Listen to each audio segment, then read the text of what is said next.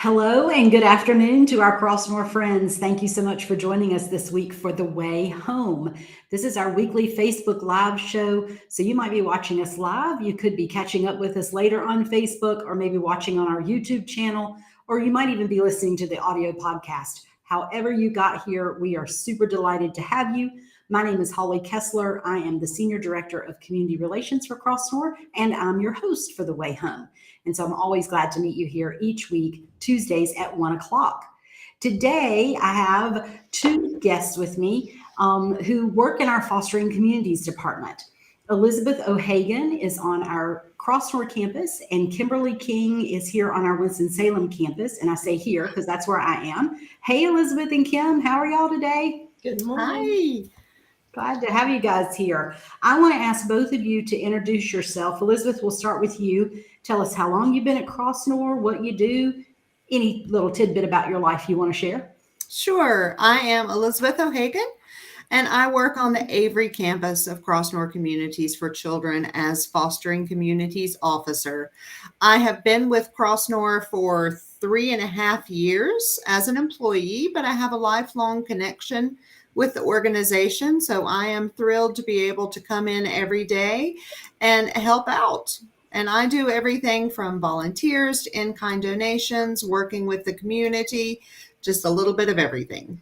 You do a little bit of everything, and I can't believe you've been here 3.5 years. That is so crazy. Yeah. I always laugh when I think about your interview because I came up to Avery for one of your interviews, and you walked in, and we knew each other before you came Right. to Crossnore, and we hugged, and we were kind of like, are we supposed to hug in an interview? But Well, my joke is that it's just taken me this many years in my life for Crossnore to find a way to pay me to do something. there you go. That's right. I'm glad we found that way for sure. Well, Miss Kim King, you tell us about you now because you have been at Crossnore a little longer than 3.5 years. Slightly. So I am the Fostering Communities Officer for the Winston campus, and I have worked on the Winston campus for 39 years. 39 Wow. years. And I do very similar things that Elizabeth does. We place volunteers throughout the campus. We also work with in-kind gifts and promote in-kind gifts and work with the community. Great. Well, I'm glad to have you here as well. It is amazing to me to think that you have worked here for 39 years. That is incredible. We're going to have a real big party next year, right?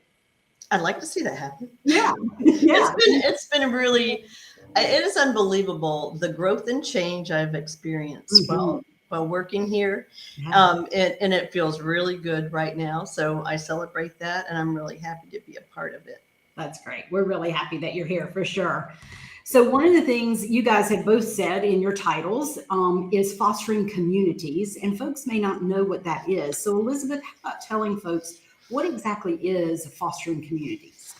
Sure. So Fostering Communities is an initiative that's designed to educate, guide, and support local churches, civic groups, organizations, anyone really who wants to serve children and families in their communities who are part of the continuum of foster care. So that's children who are at risk of coming into foster care, those who are currently in the system, and those who are aging out of the system. That's great. Well, you mentioned churches in that definition, and that kind of is our major focus in fostering communities, although we work with other folks, and we'll talk about that a little bit later. But how exactly do churches get involved with Crossnore? Sure. So churches are in a unique position to answer God's call to serve those children and families. Fostering community staff will partner with churches in their communities to help them discern the best way that they are able to help. That may be anything from monetary donations, in-kind donations, offering spaces for foster care training, child care, meals, volunteering with families or on one of our campuses, or even helping to recruit foster families out of their churches. Yeah, so there are a lot of ways that churches can get involved. And Even, just having us in to speak about Crossnore and about the child welfare system, I think is super important. I was at a church just a couple of nights ago talking to a missions committee about, they're potentially working with us. And so, and then the other thing I thought about when you were talking is our basic trauma training.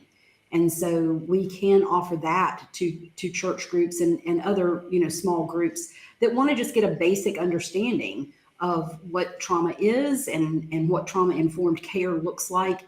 And that's a training that we can offer for free. So that's terrific for churches as well. Kim, what about other organizations? Like we get calls from a lot of people. So how can other organizations get involved? Well, Crossnore is supported by, community-wide. Universities support us, school groups come and volunteer, garden clubs come over, small businesses, large businesses. We're about to have a lighthouse project get started next week, which is just a huge benefit to us.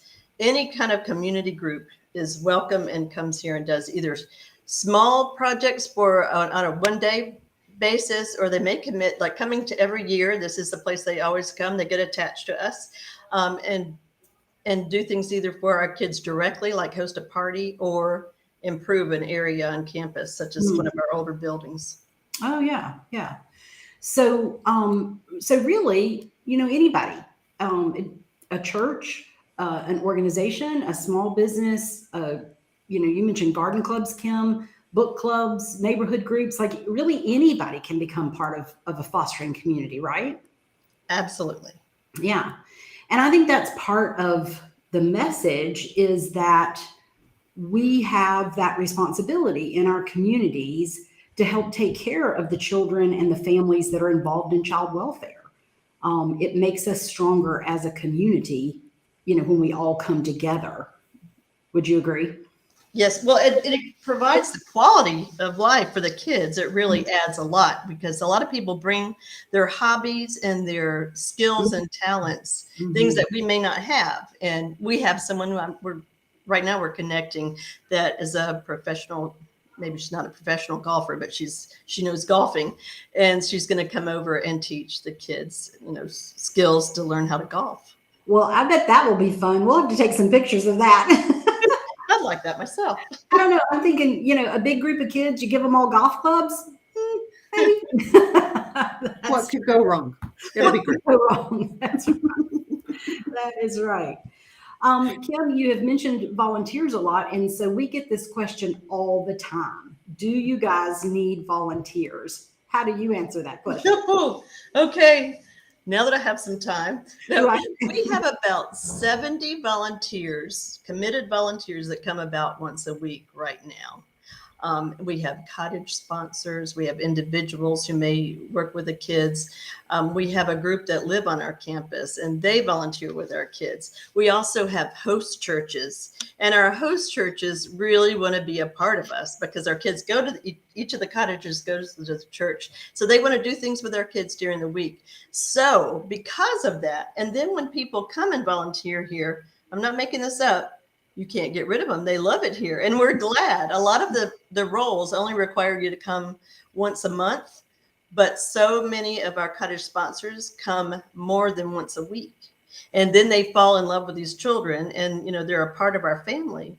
And so I say all that to explain that there aren't as many volunteer opportunities, only because we have so many volunteers right now. Yeah. We do have the opportunity on the Winston campus, and Elizabeth, I'm going to ask you about volunteers in Avery in just a second, but on the Winston campus, we also have the farm and food forest. So that's a good place for folks to volunteer. I think Courtney always needs volunteers there. Courtney always needs them. I've never known her to turn one volunteer down. We also have the friendly barnyard, and we have about 16 to 20 volunteers taking care of our animals up on the campus. Awesome. That is awesome. And then Elizabeth, what does volunteering look like in Avery? Y'all have more kids that live on the residential campus there in Avery, a little bit different campus setup. So what does that look like?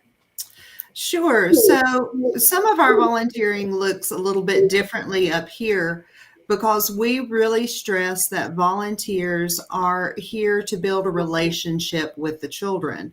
Mhm. So that means, unfortunately, that a lot of our part-time residents in Avery County don't necessarily get the opportunity to be one-on-one with the children that we serve, because we do ask for a year-round commitment, which includes visiting those kids regularly. But we do have some amazing opportunities for a mentor program in conjunction with Western Youth Network. We also have lots of behind the scenes opportunities for volunteering, such as helping out in the flower gardens in our community garden, in what we call the bird cage, which is the space where we keep new items for a child who may come to us with absolutely nothing. Mhm. So always have things like that we have needs for. Absolutely. Absolutely. And you mentioned Western Youth Network. So that's a great way for folks to plug in, kind of in the high country and maybe be paired with a child that needs a mentor, coach, positive, interaction in their lives. We like to say here at Crossnore, we don't just like to say it, we know it to be true that, for a child that has experienced trauma, one of the protective factors for that child is a healthy relationship with an adult. And so, we try to provide those relationships with the kids, but, sometimes kids need somebody that's not their cottage parent or their therapist or their case manager. They need somebody sort of coming from the outside. So that's a great way to get involved. And then, Kim, can you say a little bit about the Open Table? Because that's a group that we're working with here in Winston with some of our kids. Some of our older kids will work with a group of individuals, and they're a team of people, and they help with them with whatever need they might have at that time. And it might be about just learning how to balance a checkbook, or understanding the whole process of the banking. It may be helping them if they had an apartment and they've lost it, and someone may know how to connect them, or if their car is broken down and they don't know what to do when their car is broken down, and they will have a team of people that will work with them and brainstorm and come up together and figure out how to best not just help them, but teach them about how to handle it in the future. Yeah, that's one of the things I really like about Open Table is that first of all, it's a kind of a group mentoring opportunity with those young adults. But it's not a financial commitment. Like, we're not asking you to come in and a kid can't pay his rent, you pay his rent. Like, it's not that. It's, using the social capital that's around the table of, if a young adult needs a job, who can help him or her write a resume?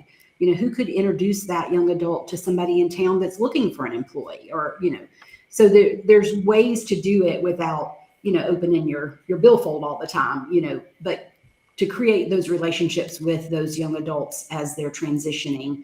That transition from foster care into young adulthood is not the easiest transition. We've learned that those are some long-term relationships are established during that time too. Yes, a lot of times they do. That young adult, mid-20s, 30 or whatever, and still in contact with the person or a couple of people that were part of their table. So, so the Open Table, a great organization that we're working with as well. So we have talked about volunteering and churches and civic groups and ways to help, but we're headed into the holiday season. Elizabeth, what is Christmas like at Crossnore?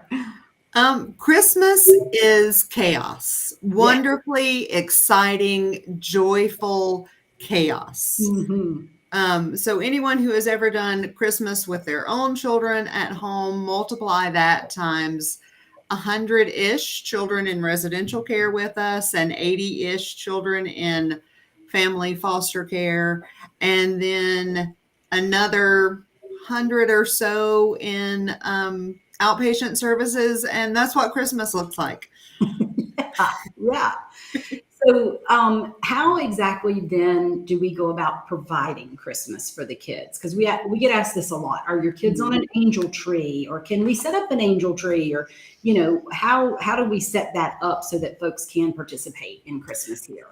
Absolutely. So Christmas is a very organized chaos. Mhm. So I start with Christmas planning. The whole fostering communities team does in September, and that includes getting wish lists from every single child that we serve, asking them what they want for Christmas. And for a lot of our kids, this is the first opportunity that they've ever had to do that.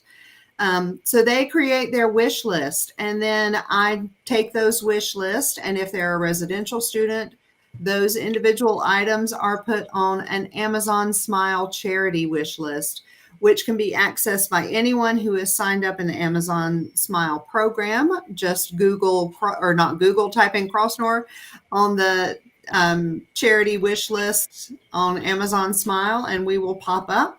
There are 3 different lists, one for each campus, so that items can be sent directly to the campus where the child is at.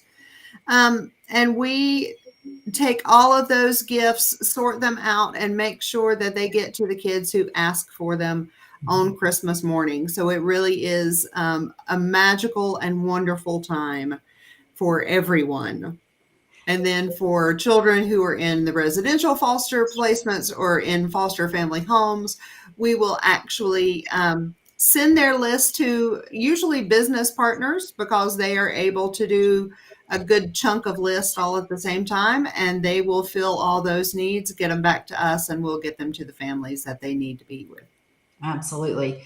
I loved your definition of kind of controlled chaos. You know, when the packages start rolling in here, it is a little bit chaotic. And you guys, Yes. I laugh all the time. I think you guys should be wearing little elf suits or something, you know, because that is really what you guys are doing, and helping these kids have a Christmas that many of them have never experienced before. Can I add something, Holly? Absolutely. There is such a festive and passionate feel to Christmas for our entire community. And there are so many stories, and I will forget many, that are amazing. But I mean, we're part of many families' traditions. And one gentleman comes over here, he never says a word. He comes over every December and brings a very high-end bicycle, and that's something he's done for I think he's done it for at least 25 years, and he brings this, and that he thinks about that. Last Christmas we had a gentleman who grew up here, and he told his wife, and he's never been connected to this agency before prior to living here, and he said, don't buy me anything, buy me whatever you want to buy, spend that on kids for Crossnore. Wow. And we have a family who isn't able to have children, and they want to buy really special gifts, and they come over here. And you have others who just, this is part of what they do, you know, every part of Christmas is they do something for our kids. It might be providing a night of popcorn and cookie decorating, and just bringing us all kinds of kits for every cottage. But it's really, really fun. I mean, sometimes I feel a little guilty when Elizabeth and I are trying to stand up because we're so exhausted, but it's so sweet and rewarding to see all the love and support that we receive throughout the year, but especially at Christmas. Especially at Christmas, yeah. And I'm glad that you mentioned sort of the activities, because that's an opportunity as well, whether it's a volunteer or volunteer group that wants to come in and do an activity, or maybe it's a donor that wants to fund a cottage trip or something during the break during the holidays. That's a great time for the kids to have some exposure to a cultural event, or maybe a brand new movie that's come out, or some sort of holiday activity. And so that's also a way that you can get involved as well. To know more about this, you can check out our website at crossnore.org. There's a page called Giving to Crossnore, and on that page, there's a tab for volunteering, and both Elizabeth and Kim's contact information is on that page. And so if you have more questions, about how you can help out, certainly contact whichever campus you're the closest to, and Elizabeth and Kim will help you. Our Amazon wish list is also on that same page. So if you can't find that link, you can find it on our website as well. So Kim, you mentioned, especially at Christmas time, because Christmas is a big deal and we have to take care of a lot of kids, but we have needs throughout the year. And so what does that look like, and how do we kind of fill those needs even after the big holiday rush is over? We have a lot of seasonal needs, so we start preparing several months in advance. So it might be that for summer, we always need things like flip-flops and bathing suits and items, because we try to take our kids on a summer beach trip, items just that kids need in the summer. Also lots of crafts and activities. And when we talked about volunteers who may bring a hobby here, we might just need some specific need at that time for that volunteer. We also, you can imagine, everybody wants new shoes for their first day of school. So but of course our kids' feet grow like crazy all the time. So we're always needing shoes. We need beds in a bag, because when kids come into placement, they're able to pick out some of their own toys or games, things they might like when they first come in. They pick out their own bed in a bag, and they really fix up their room to make it theirs. And then they take those things with them. We also get bicycles that way. Every child gets a bicycle. So depending on the season, we always have certain needs. Absolutely. And Elizabeth, those also go on the Amazon wish list, right? They do. So that link to the wish list remains active year round. And every single month, the Amazon wish list is updated, either featuring immediate needs for residential or foster care, or clinical services, just different programs and their needs. So that is always active. And then, of course, you can always contact Kim or I and find another way to help, because Halloween comes and we need Halloween costumes. And Elizabeth's looking for Halloween costumes right now, right? yes. Yeah, because there's always, with this many kids to care for, there's always some kind of need. Absolutely. And Holly, Well, can I add Absolutely. I get passionate too when I'm talking about I know. I love it. Well, and I just shared this with Holly yesterday. We had a business who just called me this week and said, I want to do something for Christmas, but we want to support a whole family. We don't just want to support a child in care. And so they're going to support 25 individuals, meaning they're going to support the mother or the father or whoever's living with the child that might need, they ask us to figure out who those people are. And so we also have families who have no washer or dryer. And like we can reach out and say, really need a washer and dryer. Can anybody help? And if I have a list of people, I'll send that to. I'm always getting somebody willing to support that. And like babies, car seats, we need those all the time for our foster families. Or camp, an additional, in the summer or something. Yeah, summer camps. Yeah. Like so, yeah, I mean, I think that brings up an important point about fostering communities, is that it's not just about a holiday or a seasonal need. It's about being a support network throughout the year. And we really start that even with families who are being licensed to be foster families. If they have a need in the licensure process, maybe they have something minor in their house that needs to be fixed, or, maybe there's some kind of report that they need to have to get, and they need to pay for that or something. So there's ways that we can support those families. We also have our Bridging Families program, where we work with birth parents while their kids are in care to help them reunite with their children, hopefully quicker than otherwise. And so there are ways that we can support those families as they're working really hard to get their children to come back home safely. And so it really is about being a community to children and families in need. And wherever you are on that spectrum, if you're a foster family, if you're a parent, if you're a child in one of our homes, wherever you are in there, there's a way that fostering communities can help. And Kim and Elizabeth, you guys do an amazing job in your daily jobs, but with all of the donors and the volunteers that you work with. And so I'm grateful to call you friends and colleagues, and really appreciative of all the work that you do here at Crossnore. So thank you too for being here in our Facebook Live today and talking to our folks about volunteering and Christmas and all the things. So I appreciate you being here. Thank you. Absolutely. And to those of you who are watching or listening, thank you again for joining us. We're right here every Tuesday at 1:00, and other ways too that you can look and listen after even the live broadcast. We'd love to have you check out our website at crossnore.org, and we'll see you right back here next Tuesday at 1:00 for The Way Home.